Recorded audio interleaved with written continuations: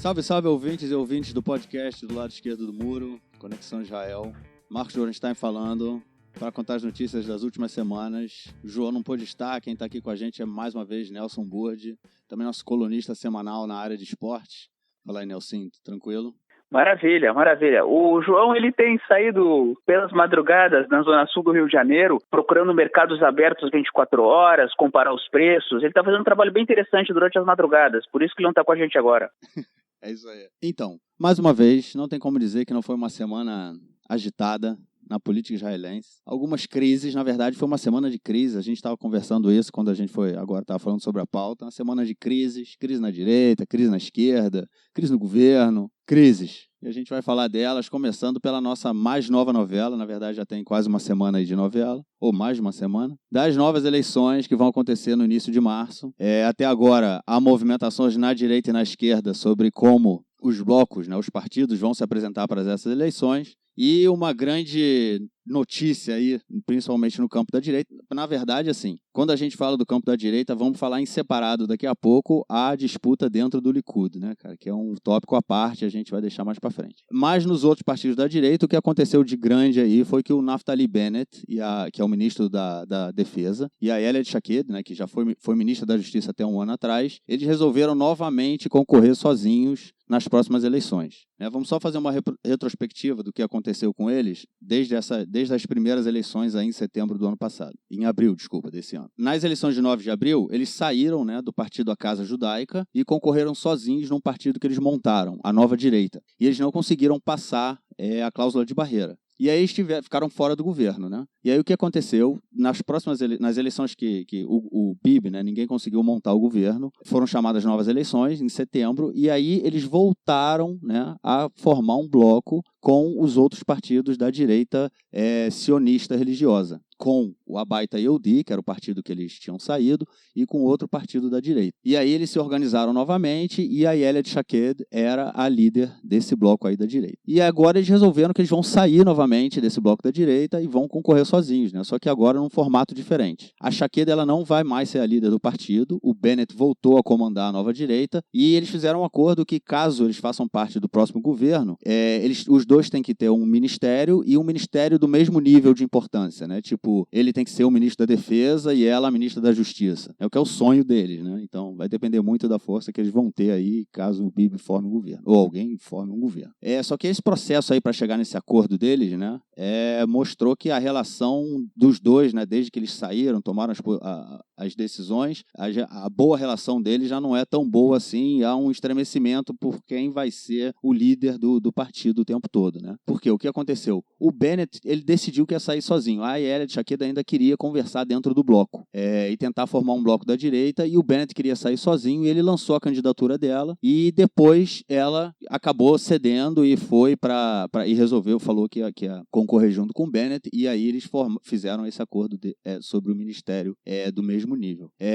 Enfim, mostra aí que os dois tomaram essa postura, eles estão acreditando agora. A gente viu nos últimos episódios falando do Bennett, quando ele aprovou, ou informou que Israel ia construir mais casas para os colonos em Hebron, que era já uma questão da eleição, ou seja, ele tomou a frente, ele assumiu o cargo. É interessante dizer que na lista da direita, dos partidos sionistas religiosos, dos 4 primeiros nomes da lista, a primeira da lista é a Ayelet Shaked, depois é o Rafi Peretz, que é o ministro da Educação. Depois é o Bezalel Smotrich, que é o terceiro da lista, e é o ministro dos Transportes. E o Bennett, que é o quarto da lista, que é a vice que era o vice da Shaked no partido, é o ministro da Defesa. Ou seja, dos 4 primeiros da lista, o segundo, terceiro e o quarto são ministros, e a Ayelet Shaked não. Ela perdeu uma determinada força ali, E agora ela teve que se juntar ao Bennett para concorrer novamente, e essa aí foi uma grande movimentação aí dentro da direita. E mais uma... A gente também, o João falou, no último episódio, do apoio do Shas, que é o partido dos ultra-religiosos, ultra-ortodoxos, não sionistas, que eles agora assumiram sua posição de direita e falaram que não estarão no governo, não entrariam no governo da centro-esquerda ou da esquerda, e isso era uma postura histórica, que eles sempre estavam com ambos, Não importa quem ganhasse, eles estavam lá. E agora eles mudam, eles tomam decisão de estar em um determinado lado. Ele voltou a afirmar essa posição essa semana, mas sem dúvida nenhuma essa disputa entre a Shaked e o Bennett Bennett, né? No campo da direita foi, tirando o Likud, a notícia que mais movimentou o noticiário. O que você acha que isso aí pode mudar o quadro? Eles têm chance de passar o Ruza Hassimah? O Bennett tá certo ou não, cara? Olha, quando eles se desligaram do Abait Yehudi, da Casa Judaica, para as eleições de abril, eles tinham certeza que eles ultrapassariam a barreira e tinham certeza que fariam um número considerável de cadeiras, entre 7 a 10. Foi uma surpresa desagradável. Eles caíram do cavalo. O Abait Yehudi, o Casa Judaica, que ficou, manteve o eleitorado e o Bennett perdeu. Ou seja, o Bennett, mesmo como líder do partido, não era quem puxava os votos ficaram no partido e agora pode se repetir o quadro. O Bennett quis voltar a mandar no partido, a Shaked era meio que um nome de consenso, meio que um nome, botar entre aspas, café com leite ali dentro. Bota a Shaked, e aí não dá briga entre os homens do partido, bota a Shaked para liderar, mesmo que ela não ganhasse um ministério. Agora, o Bennett quis mandar de novo e o Bennett, por algum motivo, está achando que vai ultrapassar a barreira e que vai ser líder e que vai ser protagonista novamente. Mas eu não sei até que ponto as urnas vão confirmar essa expectativa dele. É possível que ele caia do cavalo mais uma vez. Vamos ver. Eu acho que é uma aposta grande dele, né? O fato dele resolver concorrer sozinho de novo, ele lançou a candidatura dele, independente da decisão da Ayelet Shaked, né? Ele fez uma aposta, se ela viria ou não com ele. Ele teve lá pesou os prós e os contras, lançou a candidatura e falou, se você quiser, você vem comigo. Ou seja, ele que puxou ela, né? Ela sozinha, com aquela turma meio, botar entre aspas, meio barra pesada, não ia dar certo. Ela sabia que sozinha não ia dar certo. Ela estava ali sob a proteção do Bennett. Então, se o Bennett saísse, ela sabia que sim ou não ela teria que sair. Como tu te falastes muito bem, ela ainda quis negociar, porque, querendo ou não, ela era a número 1. E saindo, ela voltaria a ser a número 2. Então, era interesse dela ainda tentar dar uma segurada. Mas ela sabia que a saída do Bennett, que é o padrinho político dela, forçaria também a saída dela. Bom, é isso. Vamos ver como vão ser as movimentações da direita na próxima semana. E vamos falar um pouquinho aí do que aconteceu na esquerda, né, essa semana também. O Avodah falou que não descarta fazer uma união com o Meretz, né, concorrer num bloco junto com o Meretz, mas isso não tem que ser discutido agora, isso não é uma coisa para ver um pouco mais para frente, né, daqui umas 3 semanas, um mês, você já vai avaliar o cenário. E a Orly Levy Abekassis, que é do partido Gesher, né, que hoje faz um bloco com o Avodah, né, o Avodah Gesher. Ela diz que não quer essa aliança. A gente falou disso no último episódio, enfim, a gente falou que o posicionamento dela sempre foi à direita, ela veio do partido do Lieberman, né, Israel Beitenu, né, Israel Nossa Casa, ou seja, ela sempre teve um posicionamento mais à direita. Formar uma aliança com o Meretz, eu não sei nem se o Meretz quer também, enfim, é bem difícil, né? É muita contradição. E também tem setores do Meretz, né, que não querem concorrer novamente com a Stav Shafir. Eles tiveram problemas nas últimas eleições, falaram que a Stav Shafir estava tentando tomar um protagonismo, né, que incomodou um pouco a Meretz. Então, parte do Meretz não quer concorrer com ela e, pelo contrário, quer tentar trazer os outros nomes da lista do Meretz que foram empurrados para baixo, mais para cima, né? Porque quando eles formaram um bloco com o partido do Ehud Barak na época e com a Stav Shafir, né, que entrou para o Partido Verde, a Stav Shafir e os candidatos de Ehud Barak assumiram posições e empurraram os deputados do Meretz para baixo na lista, né? E como o Meretz teve muito poucas cadeiras, foram 5 cadeiras, poucos deputados do Meretz entraram e muitos, por exemplo, o Sawi Freij, né, que é um deputado árabe do Meretz, ele ficou fora da lista. Então o Meretz também está fazendo essa avaliação do quanto é importante fazer um bloco com a Stav Shafir, não só fazer um bloco com a Stav Shafir, mas em que posicionamento ela tem que ficar e os deputados do Meretz têm que ficar. E isso também pode estar impedindo a formação desse bloco. A esquerda parece até agora, né, tá novamente se desmontando. Pode ser que o Ehud Barak faça aí negociação entre eles para mostrar, se vocês concorrerem sozinhos e ficar nesse negócio, ninguém vai entrar, ninguém vai passar a cláusula de barreira, vai ser um banho, né, para a direita formar o próximo governo, e tem que esperar também para ver o que vai acontecer aí nas próximas semanas.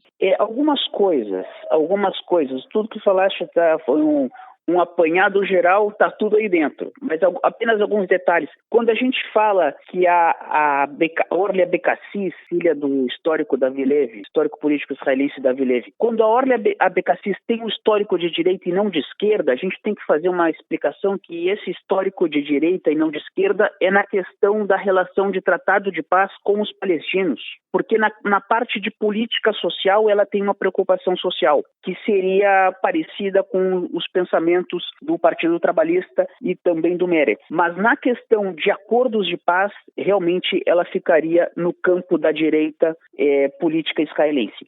Na questão da Stāv Shafir, ela entra para a Mahané Democrata e para o Campo Democrático, a União Democrática, que foi um bloco feito entre o Meretz e o Barak para as eleições de setembro, ela entra com protagonismo porque ela se voluntarizou a entrar para esse grupo, porque ela propôs a união desse grupo com o Partido Trabalhista, o que não aconteceu por vontade do Amir Peretz, que é o líder do Partido Trabalhista, e como ela tinha ganho nas primárias a cadeira número 2 do partido, ela foi conduzida ao número 2 do bloco Mahané Democrático, porque ela conquistou isso no voto. Agora, com certeza, ela é uma deputada com uma ação muito boa, ela é uma deputada que puxa voto, por mais que os votos que ela trouxe não trouxeram para o Meretz novas cadeiras. Por quê? Porque teve o voto útil para o Benny Gantz.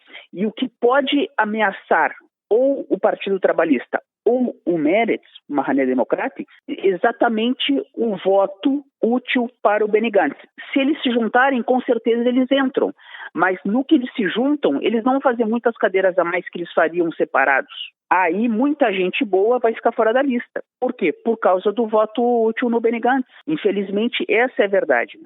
Tem muita coisa envolvida aí. Tem essa questão do voto útil, como você falou. Tem os partidos querendo trazer mais os seus deputados históricos, né, que representam também parcelas da população israelense, né, de uma forma geral. Trazê-los e que essa parcela seja representada. Vamos ver. É só interessante que se a esquerda resolver concorrer separadamente, realmente pode ser é um risco. Um tanto risco muito grande. Para o Partido Trabalhista como para o Meretz, é um risco. É aquela velha história, os dois separados, hoje nas pesquisas, estão girando entre 4 e 6. Eles estão pela margem de erro. Eles têm que ter pelo menos 4 no número de cadeiras. Se tiver menos, não passa da cláusula de barreira. Juntos, eles farão, de repente, 6 ou 7. Mas aí entram 6 ou 7 e a pergunta, quem serão esses 6 ou 7? Quem estiver na lista com o número 9 e o número 10, talvez não entre mais. Até porque o eleitor comum do centro-esquerda ou eleitor anti-Bibi, vai no Benny Gantz. E se ele for no bloco unido, trabalhistas Meretz, ou se ele for no bloco ou só no Meretz, ou só no Avodá, no final das contas ele está votando no Benny Gantz, porque eles não vão fechar com o Bibi, vão fechar com o Benny Gantz. Mas, na cabeça da pessoa, ele fala, não, o Gantz tem que ganhar porque já teve 2 empates, eu não quero mais o Bibi. Quem pensa assim, vai no Benny Gantz e vai no voto útil. Na direita, muitas vezes acontece também. Quando o cara fala em hebraico Rak Bibi, somente o Bibi, ele vai por esse lado também.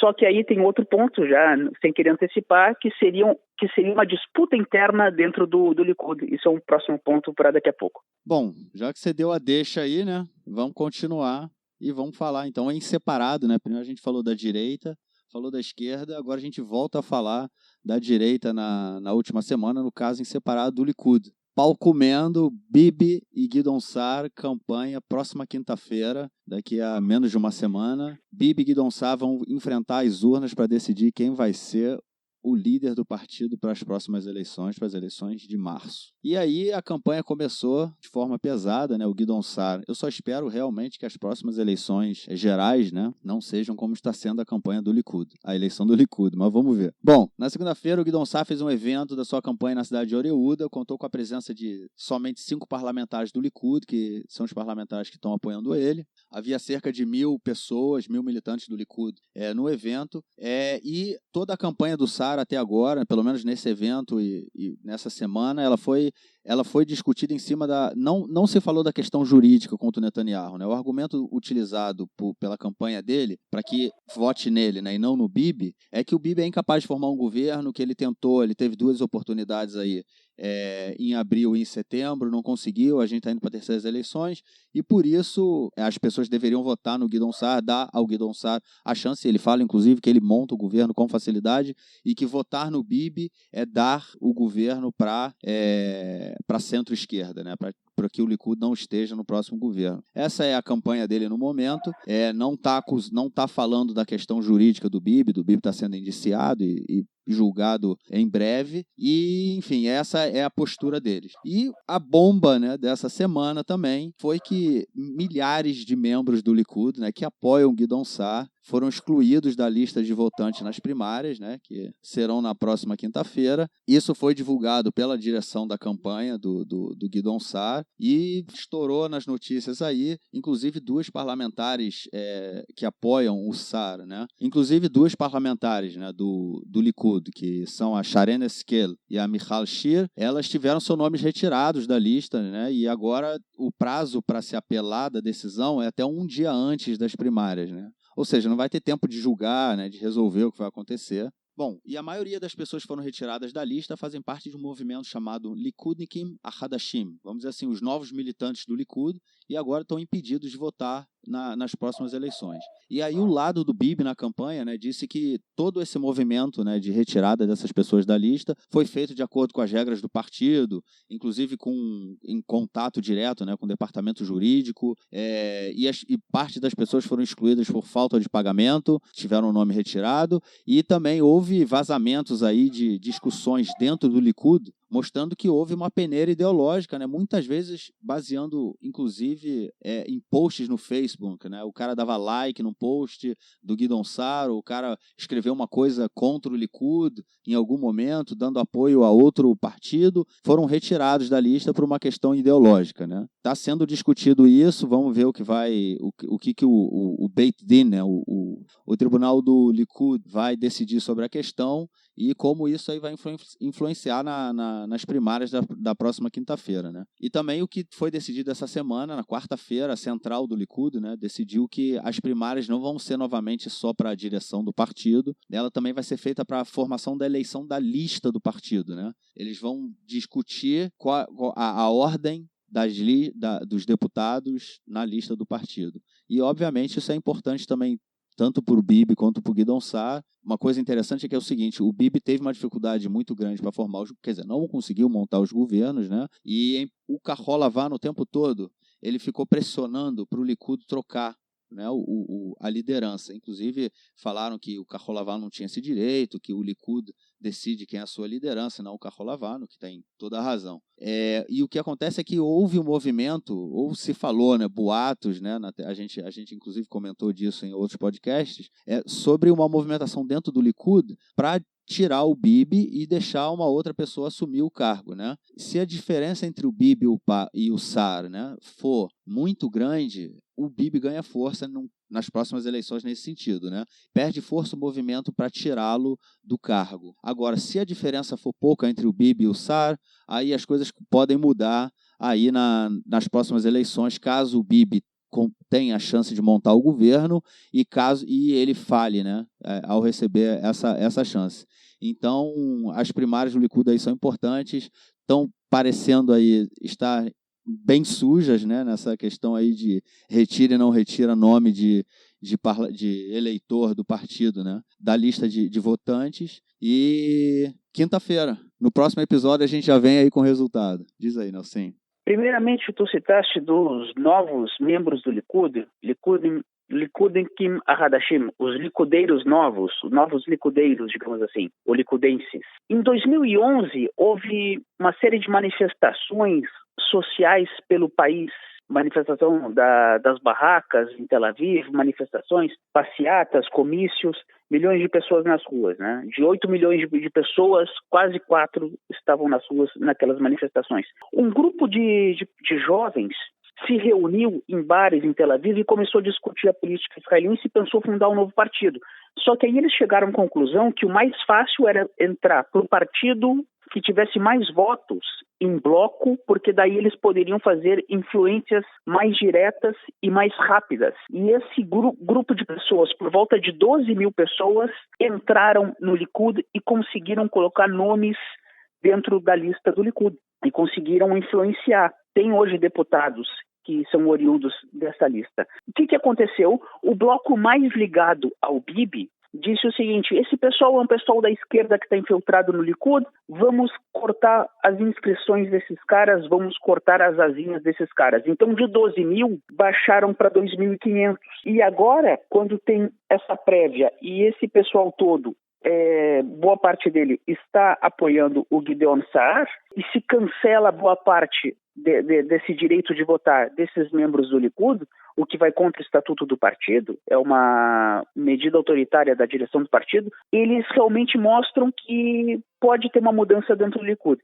Pesquisas internas davam uma vantagem leve do Bibi sobre o Gideon Saar. Se na hora do resultado, como tu disseste bem, for apertado, mesmo eles cortando boa parte do apoio dos filiados, direito de voto dos filiados que estão apoiando o Gideon Saar, mesmo assim for apertado, o Bibi fica enfraquecido, como tu disseste. Se o Bibi fizer uma boa vantagem, aí o Bibi sai fortalecido. Agora, o que foi dito pelos apoiadores do Gideon Saar é correto. Se o Gideon Saar for o candidato, o Likud faz pelo menos 80% das cadeiras que já fez anteriormente, e aí sai um governo de união nacional com o Benny Gantz. Outra coisa interessante que aconteceu nessa semana aí com o Likud é que o Gideon Saar pediu para que os militantes que estivessem lá checando, né, as eleições e também a contagem de votos usassem câmeras, pudessem filmar tudo que estava sendo feito, né? E o Bibi negou. O lado do Bibi disse que não tem essa de filmar nada, né? E o Gideon Saar falou, mas você também apoiou isso, você queria colocar câmera nas eleições, né, gerais. Por que agora você é contra colocar câmera nas eleições do Likud? Mais uma fofoca aí da política interna na disputa pela liderança do Likud. Quinta-feira acaba, acho que a gente vai ter muita... será que isso vai se tornar mais uma novela, cara? Porque a gente tem a novela das eleições, novela de formação do governo, volta para a eleição, volta para a formação do governo, volta para a eleição e agora a novela da eleição do... Depende da diferença que ocorrer. No momento em que, vamos pensar o seguinte, se houver uma diferença apertada, se inicia uma novela. Se o Bibi fizer uma diferença de 70-30, aí não tem muito o que discutir. Segunda coisa, dentro da tropa de choque do Bibi, que eu chamo de tropa de choque, temos pessoas que têm alguns problemas com a justiça e não são exatamente pessoas muito honestas. Digamos assim, David Bitan, por exemplo. David Bitan tem alguns probleminhas com a justiça. O David Bitan seria um cara que, na dúvida, entendeu? Se a moeda cair de pé, ele empurra para cair com o cara coroa com a cara do Bibi, entendeu? Na dúvida. Então, se negaram que fizesse a fiscalização que o Bibi apoiou nas eleições gerais, eles estão querendo brecar dentro das primárias, isso pode gerar, sim, uma suspeição, até porque é uma incoerência, no mínimo. É isso. Quinta-feira a gente vem com os resultados, ou não, né? Vamos ver. Então, vamos passar para a próxima crise, cara. Que a gente falou que é uma semana de crise, e aí a gente teve a crise na indicação do novo procurador do Estado. Bom, terminou o mandato essa semana do procurador Shai Nitzan, né, que foi o mesmo que comandou as investigações contra o Bibi quando ocupava aí o cargo de procurador do Estado. O cargo tem uma validade de 6 anos, né? E na segunda-feira, outro procurador deveria ter sido empossado no seu lugar. Por que eu disse deveria ter sido? Porque teve aí um impasse enorme que levou a nomeação para o Supremo Tribunal de Justiça. O Avichai Mandelblit, né, que é o procurador-geral do governo, e o ministro Amir Ohana, o ministro da Justiça do Likud, eles não chegaram a um acordo sobre quem deveria ocupar o cargo do Shai Nitzan que estava saindo. O Ohana disse que não tinha que se orientar com ninguém, que a decisão era dele, que ele deveria indicar. E o Mandelblit disse que o fato de não ser um nome em consenso é muito problemático e que poderia levar a, impedir a nomeação do que o Ohana fizesse. E mesmo assim, o Ohana peitou, né, jogou para frente e nomeou uma advogada chamada Orli Ben-Ari, que ela trabalhava na Procuradoria da região central do país, como a procuradora do Estado no lugar do Shai Nitzan. Na verdade, ele indicou, né? Ele falou que ia nomear, né? A nomeação ela deveria ter sido feita na quarta-feira, e aí poucos minutos antes, né, da nomeação, já estavam já no evento, né, era um evento que estava com o Ohana, o ministro da Justiça, estava o Mandelblit, estava o Shai Nitzan, estava todo mundo ali que estava envolvido na briga, estava no evento que seria a despedida do Shai Nitzan e a nomeação da Orly Ben-Ari, e o Bagatz, né, o Supremo Tribunal de Justiça, congelou a nomeação. Ele falou, não, segura, agora a gente vai ter que decidir o que vai fazer, e até que seja decidido pelo Supremo Tribunal como vai ser feita a indicação, porque a gente está num período de governo de transição e agora o Estado de Israel está sem procurador. Eu falei ainda há pouco, né, que a nomeação de um procurador deveria ser feita em consenso. Essa era pelo menos o argumento do Mandelblit, né, em consenso com a Procuradoria-Geral do Governo e o Ministro da Justiça, né, no caso o Mandelblit e o Amir Ohana. E por que o Mandelblit, quando o Ohana indicou a Orly, por que o Mandelblit não aceitou? Porque em um caso em que ela já havia sido julgada, havia participado, não julgada, né? Ela era do lado da Procuradoria, foi divulgado que ela havia instruído o seu cliente, no caso, né, a pessoa com quem ela estava trabalhando, o que ela deveria falar no tribunal, inclusive fatos mentirosos, né, tipo coisas que não tinham acontecido, era um caso de crime, de assassinato, e tipo manipulou com falso testemunho, né, no caso. Inclusive, o Mandelblit queria que a polícia investigasse esse ocorrido aí, ele levou isso de uma forma muito séria, e por isso que ele não aceitou a nomeação dela, e por isso que ela não foi, inclusive, nomeada procuradora-geral na região central do país, né? Ela trabalha na procuradoria, mas ela não é a procuradora, e por isso que o Mandelblit não aceitou o nome dela. Então a gente está aí, mostra que a crise entre o sistema judiciário, né, e o governo Netanyahu é uma crise que se agrava, né, a todo momento. A gente, em todo momento, tem visto esses ataques, a gente vem falando disso, da postura do Amir Ohana também, quando o Bibi foi indiciado, de também muitos setores dentro do governo o tempo todo atacando o sistema judiciário, e a gente tem um problema aí sério que se agrava essa crise. Um governo de transição, um governo que pouco pode decidir, um governo que está mais preocupado com as suas eleições e com o seu futuro político, né? E as consequências da gente estar aí há quase um ano, no próximo episódio a gente canta parabéns, sem governo, a gente vai vendo como não só tem interferência na questão social, nos orçamentos, né? na educação, na saúde, enfim, nos direitos, né? Mas também tem uma disputa muito grande, uma crise muito grande no próprio sistema político do país, né? A democracia fica... A chamada democracia israelense treme nas bases cada vez mais, enquanto o governo aí não consegue ser formado, né, cara? Não, só para esclarecer, a Ben-Ari é uma advogada competente, é uma funcionária de excelência, mas realmente ela foi nomeada, e é um direito do ministro nomear, só que, de fato, numa linha sucessória dentro da Procuradoria, ela pularia muitas etapas. E isso gerou suspeição, principalmente num momento em que a gente tem um primeiro-ministro sendo investigado e sendo julgado, e o Superior Tribunal de Israel, numa medida suspensiva, falou, vamos pensar no caso antes de aceitar a nomeação por 6 anos dessa pessoa. Vamos esperar aí qual vai ser a decisão do Bagatz, o que eles vão decidir sobre a indicação do próximo procurador do Estado e quando isso vai ser feito. Então, não nos resta mais nada a não ser aí para a nossa próxima crise. Dessa vez, a crise é uma crise diplomática com a Rússia. Bom, no dia 14, 8 empresários israelenses foram detidos no aeroporto de Moscou, impedidos de entrar na cidade, e eles foram lá para fazer reuniões de negócios. Foram levados para um quartinho pequeno no aeroporto, ficaram ali por 12 horas, uma noite inteira. Disseram a eles que eles não tinham nenhuma autorização de trabalho em Moscou, e eles falaram que isso era estranho, porque eles já tinham feito isso várias vezes e nunca tinham pedido nenhuma autorização para eles, e depois foram mandados de volta para Israel, foram deportados. E também nessa semana, 40 israelenses que chegaram em Moscou foram detidos para questionamentos, tiveram suas impressões digitais tiradas, né? Estou copiando ali na impressão digital, fotografia, enfim, os caras foram fichados em Moscou, turistas, e depois foram liberados. 6 horas depois ficaram lá no aeroporto, e depois de 6 horas eles foram liberados, foram para a cidade, entraram na cidade.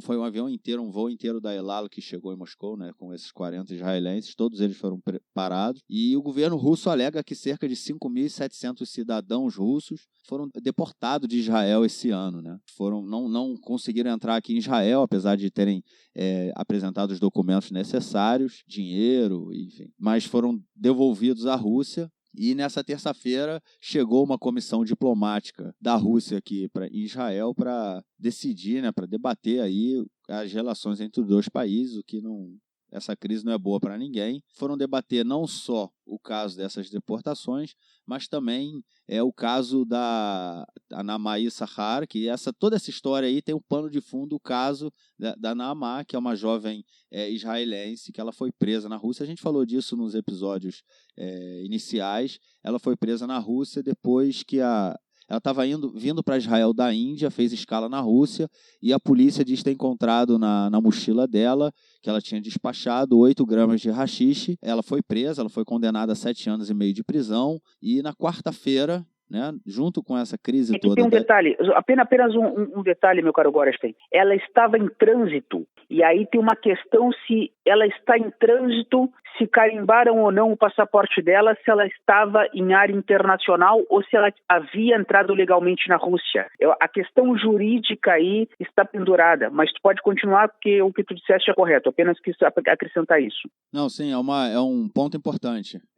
A gente falou disso quando comentou o caso lá em outro episódio, mas agora é bom ponto. E aí o que aconteceu é que essa semana ela foi julgada a apelação dela, que ela continua alegando que ela é inocente, que foi plantada a droga na mochila dela, que ela não tinha nenhum motivo de trazer da Índia para Israel 8 gramas de haxixe. Inclusive ela falou também exatamente sobre essa questão que o Nelson falou agora, sobre ela estar em território internacional, ela não tinha passado a fronteira da Rússia, não tinha carimbado o passaporte. Então foi toda essa questão, teve julgamento e a justiça negou, né, a apelação dela. Ela voltou para a cadeia, 7 anos de prisão, vai cumprir a pena. E o Bibi, depois que a pena dela foi mantida, né, o Bibi ligou, o Bibi falou com a mãe dela, falou que prometia que ia trazer a Naamah de volta, né? Ele inclusive falou isso também num outro evento do Likud, essa semana da campanha, né? Que a gente falou ainda acima da campanha. Nessa campanha ele falou num evento que ele ia trazer a Naamah de volta, ou seja, ele aumentou o preço, né, da troca. E o Putin está vindo aqui em menos de um mês, o Putin vem em Israel, com certeza eles vão falar disso, sem sombra de dúvida. O Bibi agora, caso ele consiga trazer a Naamah para Israel, é um ganho político para ele muito grande, principalmente levando em consideração que a chance dele vencer a primária do Likud é bem grande, ou seja, que ele vai ser o próximo líder. E se ele conseguir trazer a Naamah de volta antes das próximas eleições, realmente um gol, né, vamos dizer assim. É um trunfo, é um gol, é um trunfo. Porque é o seguinte, o Bibi, ele fez a seguinte citação com caráter eleitoreiro. Dizem que eu sou mágico, eu nunca disse que eu sou mágico. Mesmo não sendo mágico, eu trarei a Naamah de volta. E ele está dando um caráter eleitoral para isso aí. O Bibi é uma pessoa que ele fala uma coisa, depois ele fala outra. Se ele vê, ele está apostando, ele está jogando que ele vai conseguir. E o Bibi, pessoalmente, por mais que as relações entre Israel e Rússia, por uma série de motivos, não apenas por causa dessa questão diplomática, mas também tem a ver com a Síria. As relações entre Israel e Rússia nunca foram das melhores, mas a relação entre Bibi Netanyahu e Vladimir Putin, pessoalmente eles estão bem, por mais que tenha rolado um chá de cadeira nos últimos tempos aí, mas normalmente, pessoalmente, eles se dão bem. E eu tenho certeza que o Bibi vai receber o Putin muito bem aqui em Israel. O Bibi não vai se fresquear, o Bibi não é burro, pelo contrário, ele vai receber o Putin muito bem, vai levá-lo aonde ele quiser, vai oferecer tudo do bom e do melhor, não somente pela Naamah, mas por uma série de outras questões. Ele vai tentar ganhar o Putin aqui pela barriga, como diriam. Nessa reunião também com essa delegação diplomática, né, da Rússia, eles receberam aí documentos, cartas do Bibi, carta do Rivlin, né, para que fossem entregues ao Putin, né, pedindo perdão para Naamar, né, e quando o Bibi ele promete que vai trazer ela para casa, ele fala ele de uma forma ele está falando assim para o Putin: eu preciso trazer ela para casa. Aí o Putin vai falar: então você vai pagar caro por isso. E aí a gente tem que ver qual vão ser as exigências da Rússia para devolver a Naamar, e se isso vai acontecer num período breve realmente. Pelo menos no que os advogados dela falaram, né, de Moscou, foi que mais uma vez ela não teve um julgamento justo, né, que era um julgamento de cartas marcadas. Agora vamos ver se o Bibi vai estar vai ser realmente, aí, como você falou, se ele é o mágico ou não. Eu acho que para ele fazer a mágica dele, ele vai ter que pagar caro por ela, não vai ser uma mágica barata não. Pode envolver aí grandes valores e uma influência russa, de alguma forma, uma entrada russa aqui em Israel, de alguma forma, enfim. Cabe lembrar que a gente também tem aí a população israelense, mais de 1 milhão de russos, né, cara, vivendo em Israel, que vieram para cá no final da queda, depois da queda do sistema, né, socialista. A partir de 91. Em 91 vieram 200 mil e a partir daí 1 milhão e 200. Então as relações Rússia e Israel, elas são fortes, né? Pelo menos pela população, vindo para cá, indo para lá o tempo todo. Mas não está sendo confortável para israelense nesse momento viajar para a Rússia, e todo mundo com medo, inclusive, que sejam presos e, enfim, passem o que a Naamar tá passando lá. Vai pagar caro ou não vai o Bibi? Vamos ver. O Bibi precisa vencer a eleição, até pela questão judicial. Ele precisa vencer a prévia interna, ele precisa vencer a eleição. Se ele não vence a eleição e perde a imunidade parlamentar, ele se complica judicialmente. Então, o Bibi, se colocarem 1 milhão de shekel, ele vai pagar. Se botarem 1 milhão de dólares, ele vai pagar também. Ele está jogando a mão da vida dele, né, como a gente diria no pôquer. É a mão da vida dele. Então, ele está realmente numa situação delicada. E nisso aí, eu só queria voltar, porque o lado esquerdo do muro já tratou sobre isso. A Rússia está meio chateada, entre aspas, com essa história, porque teve um agente russo que foi preso em Israel e acabou deportado para os Estados Unidos, e a Rússia ficou magoada com essa história. Então, por isso que a Rússia está, por uma questão de honra, segurando e complicando as coisas. Bom, eu só queria, fazendo um gancho aí, mudando um pouco a notícia, você falou da questão do Bibi trazer a Naamar para sobreviver, e aí tem uma questão também sobre, a gente também já comentou isso em outros episódios, dele poder pedir a imunidade para o parlamento, né?